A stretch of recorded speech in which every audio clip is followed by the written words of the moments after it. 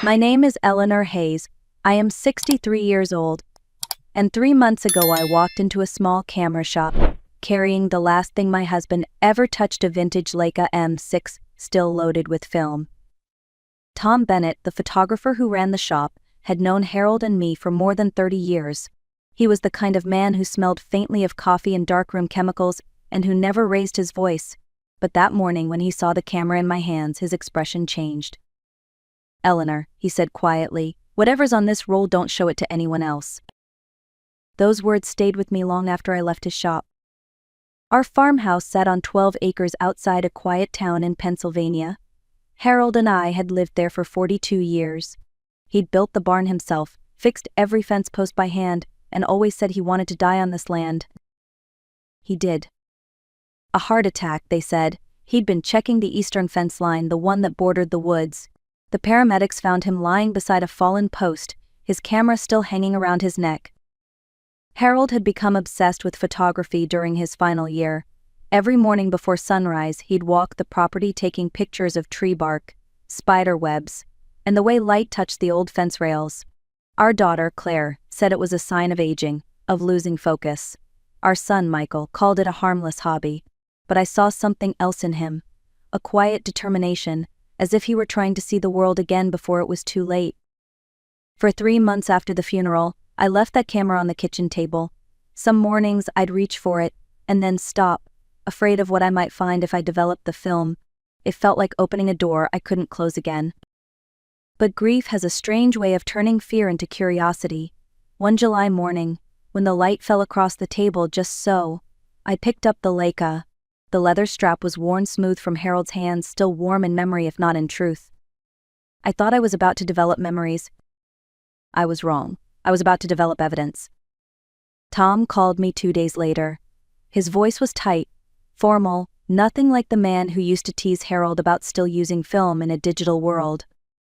"Eleanor," he said, "you need to come by the shop. Alone." When I arrived, the blinds were drawn. The faint chemical smell from the darkroom hung in the air. Tom stood behind the counter with a small stack of prints, his hands trembling slightly. "I shouldn't even be showing you these," he murmured. "But you deserve to know."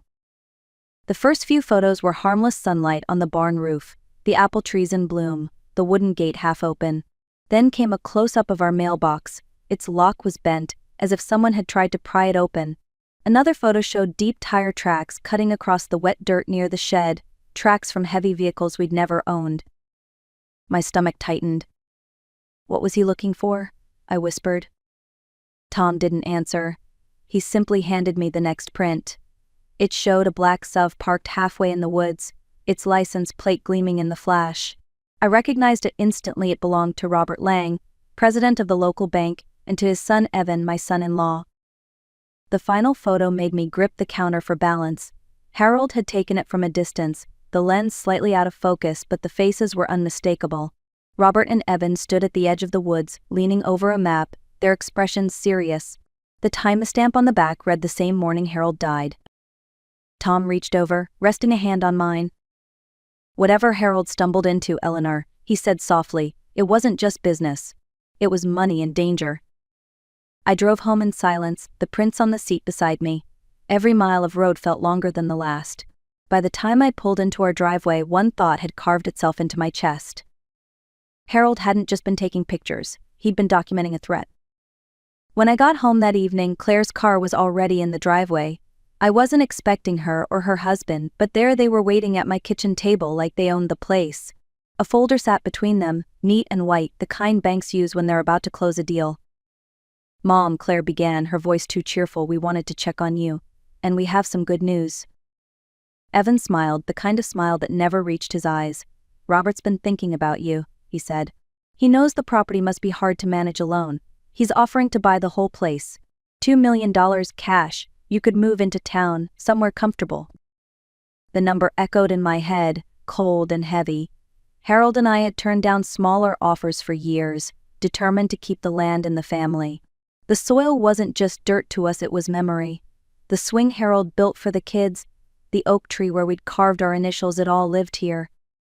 Claire reached for my hand. "You deserve rest, Mom. Dad would have wanted you to be safe."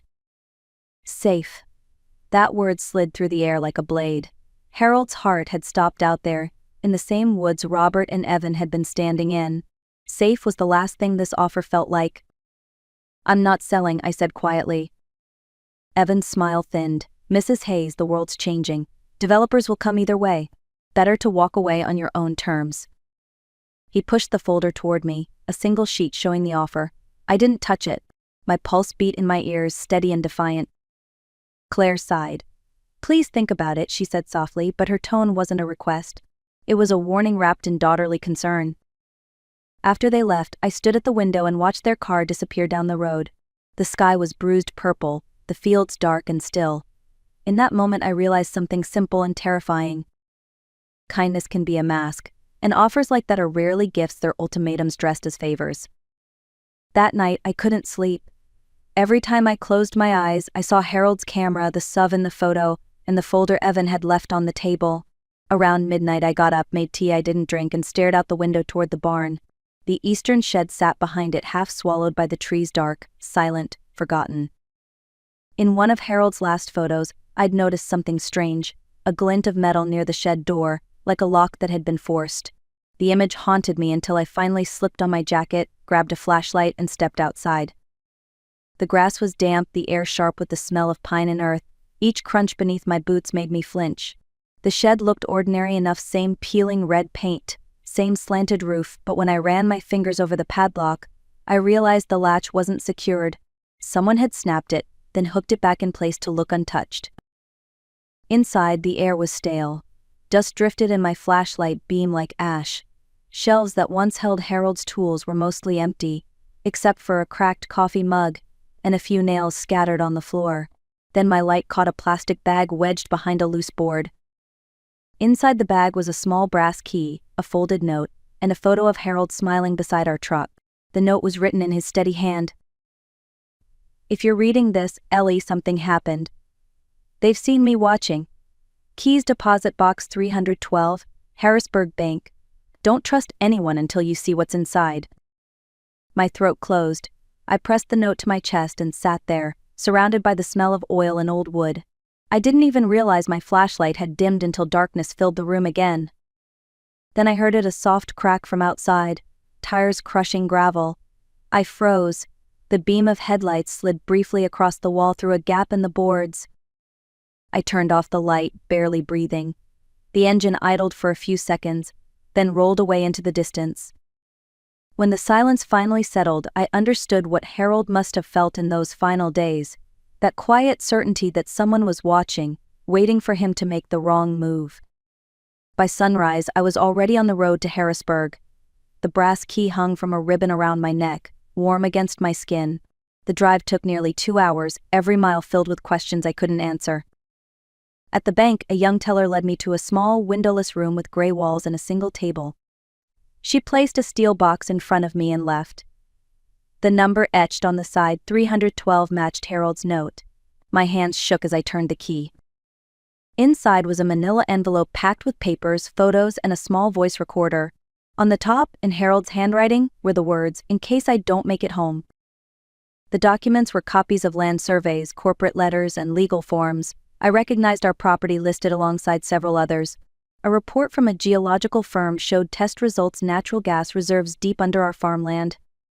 And then came a set of unsigned agreements granting drilling rights to a company I'd never heard of. Lang Energy Development, LLC. My heart pounded. Lang, as in Robert Lang. I pressed play on the recorder. The static faded, replaced by Harold's voice, steady but strained. "They came again today, said it's just business. But they're not asking any more? They're warning me. Robert says he can make this go away if I stop talking. Evan told me old men have heart attacks all the time." I covered my mouth. It felt like Harold was sitting across from me, whispering from the grave. I listened to the recording twice, then gathered everything back into the envelope. My reflection in the steel table didn't look like me, it looked older, harder, carved by betrayal. When I walked out of the bank, the sunlight felt wrong, too bright, too clean. The world kept moving, cars passing, people chatting, while I carried proof that my husband had been murdered. For weeks I'd believed Harold's camera was a piece of his art, his way of saying goodbye. But now I knew the truth. He wasn't taking pictures for beauty, he was taking them for survival. When I returned home from Harrisburg, 2 cars were parked in the driveway. Claire, Evan, and my son Michael were waiting on the porch. Their smiles were too wide, their voices too polite. "Mom," Michael began, "we were worried. You didn't answer your phone all day." "I went to the city," I said flatly. "Had some things to take care of." Evan stepped forward, a folder in hand. "That's actually why we're here. My father asked me to bring you an updated offer. He's willing to go up to $2.5 million, but he needs your answer soon."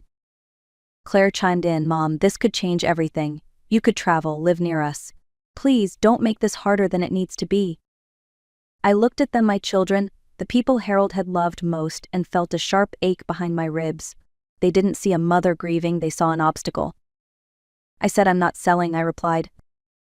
Michael's tone hardened. "Mom, be reasonable. The county's rezoning, developers are lining up. If you don't sign, you'll lose the chance to walk away with anything." Evan smiled slightly. "And if you wait too long, Mrs. Hayes, we might have to pursue other ways to secure access. Legal ways." The room felt smaller, the air heavier. For the first time I saw it clearly, their plan, their greed, their certainty that I was too old and too tired to fight back. "Get out," I said quietly. Claire's eyes filled with tears. "You're making a mistake," she whispered, but I didn't move. After they left, I sat alone in the kitchen until dusk. The sun dipped behind the hills, and the house fell into shadow. Then I heard a soft scrape at the door. An envelope slid under it, no name, no address. Inside was a single note, written in neat block letters. "Take the offer. Leave while you can." My hands trembled, but my resolve didn't. If they wanted to scare me, they'd chosen the wrong woman. By the time the clock struck midnight, I'd made my decision. I would stop hiding. It was time to find someone who could help me tell the truth. The next morning, I drove to the nearest diner in town, the kind with cracked vinyl seats and coffee that never runs out. I had called ahead and asked to meet someone named Nina Qualls, an investigative journalist who'd written a series about environmental corruption in the county. She arrived exactly on time, tall, sharp-eyed, the kind of woman who made you believe she'd seen too much to be surprised by anything. She slid into the booth across from me. "You said it's about land rights," she began, "and that people are trying to push you off your property."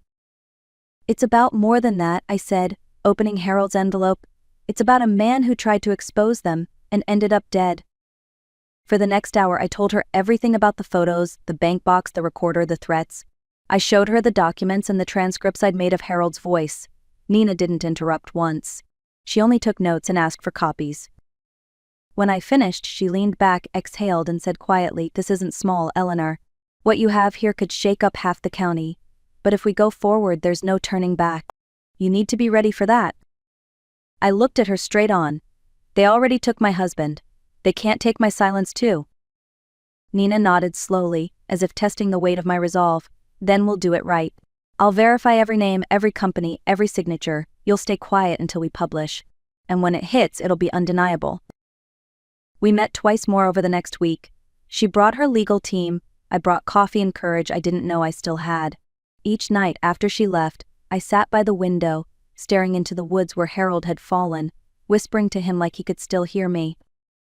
When Nina finally called to say, "It's ready," I felt both fear and relief twist together in my chest. The truth was about to have a voice again, and this time it would be loud enough for everyone to hear. The story broke on a Sunday morning. The front page of the Philadelphia Inquirer carried a headline in bold letters. "Drilling for dollars, the secret land deals behind a Pennsylvania death dot." I read it twice before I could breathe. Nina's article laid out everything: Robert Lang's fake development company, the falsified surveys, the threats Harold had recorded. She included copies of the documents, timestamps from the photographs, and even a quote from the county clerk confirming the drilling permit applications. It was all there, printed in black and white for the world to see. By noon, the phone wouldn't stop ringing. Reporters, neighbors, even old friends called, asking if it was true. The local news vans parked on the road outside our gate. The sheriff's department announced a preliminary investigation. For the first time in months, I felt something close to hope. Robert Lang and his son Evan released a statement calling the story a tragic misunderstanding. They said Harold's death had nothing to do with business, and that I was a grieving widow manipulated by media sensationalism. I turned off the television. I didn't need their denials. I had Harold's voice, his proof, and now the world had it too. That night I stayed at Nina's apartment in the city. The lights from the street filtered through the curtains, painting the walls gold. She poured 2 cups of coffee and said, "You did it, Eleanor. It's out there now." I smiled faintly. "No," I said, "we did it." We sat in silence for a long time, listening to the city hum below. My heart was racing, but my hands were steady. For the first time since Harold's funeral, I didn't feel afraid. The storm had started, and there was no stopping it now. Within a week, the district attorney opened a full investigation. Reporters camped outside the courthouse, and the Lang family vanished from public view. Rumors spread quickly about bribes, missing records, and the sudden resignation of a county inspector who had approved the drilling permits. Then, 2 months after the article, the call came. The coroner's office had agreed to exhume Harold's body. I drove to the cemetery with Nina by my side, the air sharp with the first hint of winter. We didn't speak. There are no words for that kind of moment, the dread of confirmation, the fragile hope that maybe, somehow, you're wrong. The results came back a week later. Traces of digoxin, a heart medication Harold had never been prescribed, were found in his bloodstream. The dose was high enough to stop a healthy man's heart. Evan Lang was arrested first. He confessed under pressure, admitting that his father had paid a local contractor to teach Harold a lesson. The plan had been to scare him, not kill him, but something went wrong. The contractor, a man named Keel Mercer, took a plea deal and led the police straight to Robert Lang's estate. I watched on television as Robert was led out in handcuffs, his once perfect composure shattered under flashing cameras. The man who had built an empire on fear and intimidation now looked small, just another coward exposed by the truth. The trial was long, messy, and painful, but in the end both father and son were sentenced. The prosecutor read Harold's final recording aloud in court. No one moved, no one breathed. When it was over, Nina turned to me and whispered, "You got your justice." I shook my head. "Justice isn't joy," I said quietly. "It's peace, and peace is enough." Winter settled over the valley like a long sigh. Snow covered the fields, softening the scars left by trucks and survey stakes. The house was quiet again, but it was a different kind of quiet, one that felt earned. I spent the first weeks after the trial putting things back where they belonged. Harold's camera returned to its spot on the kitchen table. His photographs, once tucked away in boxes, now lined the hallway, snapshots of light, fields, and simple beauty. They no longer felt like evidence. They felt like home. Claire divorced Evan soon after his sentencing. She called me one evening, her voice trembling. "I didn't know, Mom. I swear I didn't." I believed her. Grief had blinded her, just as love had blinded me. Forgiveness didn't come easily, but it came. Michael visited next. He didn't speak much, just stood in the barn doorway and said, "Dad would have been proud." I think that was his way of saying sorry.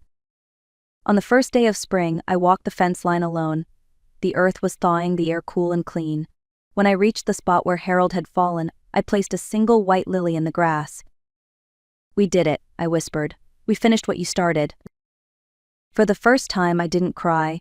The wind carried the smell of new soil, and I felt something shift inside me, something like peace. If there's one thing I've learned, it's that silence protects no one. Truth may come late, but it comes. And sometimes the quietest voices can shake the loudest powers. So if you believe truth still matters, share this story. Tell someone that courage doesn't fade with age, it only gets stronger.